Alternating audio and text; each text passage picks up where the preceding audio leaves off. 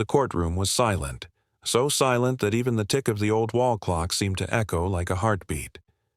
My father stood there, wrists bound, eyes heavy with fatigue, and yet a strange calmness rested on his face. He wasn't a criminal, at least not the kind they were trying to make him out to be. "Mr. Dawson," the judge said with a smirk, "you are accused of breaking into a private hospital ward, interfering with police work, and aiding a fugitive. What do you have to say for yourself?" My father lifted his head slowly. "I did what I had to do," he said softly. The courtroom buzzed with whispers. I clenched my fists from the gallery, fighting back tears. My father, a retired firefighter, had spent his entire life saving people. But today, he stood alone, accused, humiliated, and misunderstood. The prosecutor stood. "Your Honor, the defendant refuses to reveal the name of the person he claims to have saved that night. Without that information, his story remains just that. A story." The judge chuckled, shaking his head. "A hero who can't even name his rescue?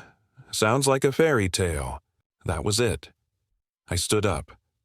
"Let my father go," I said loudly, every word trembling but strong. "And I will name the one he saved." The room froze. Every eye turned to me. My father looked at me, his face pale. "No, Emily," he whispered. "Don't." The judge raised an eyebrow. "Go on, young lady," he said with mild amusement. "Who is this mysterious person?" I took a deep breath. "The man my father saved that night." "Was you, Your Honor." The laughter that followed was sharp, mocking, and cruel. The judge laughed the loudest. "Me? You're saying your father broke into a hospital to save me? That's absurd." But I didn't flinch. I reached into my bag and pulled out a small weathered photograph. I handed it to the bailiff, who passed it to the bench. The judge's laughter faltered. It was a photo from 6 years ago. A burned-down apartment building, firefighters surrounding the wreckage, and in the center, my father carrying a limp, soot-covered man out of the flames. The man was unconscious, his face barely recognizable. But the judge knew. Everyone knew. "That night," I said quietly, "you were pulled out from the 5th floor by a firefighter who refused to give up even when the building was collapsing. You were in a coma for 3 days. He never gave your name to the press. He didn't want recognition. He just went home, like always, and said, 'I did my job.'" The courtroom fell silent again. Only this time it wasn't disbelief. It was shame. The judge's eyes glistened as he stared at the photograph, his hands trembling. "Mr. Dawson," he whispered, voice breaking, I didn't know." My father simply nodded. "You weren't supposed to," he said.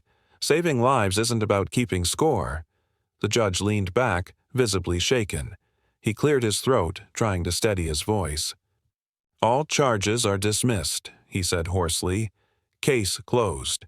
The gavel hit the desk, but the sound felt softer, more like an apology than a verdict. I ran to my father, tears spilling freely now. He wrapped me in his arms, and for a long moment, it felt like the weight of the world had lifted. Outside the courthouse, the air smelled of rain and redemption.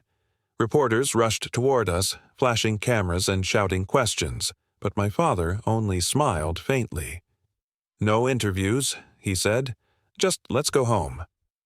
As we walked down the courthouse steps, I looked at him, the man who'd spent his life giving second chances, even to those who didn't remember him. He had no medals, no fame, no wealth, only a quiet strength that didn't need to be seen to be real. And in that moment, I realized something the whole world should have known all along. True heroes don't wait for recognition. They just act when it matters most.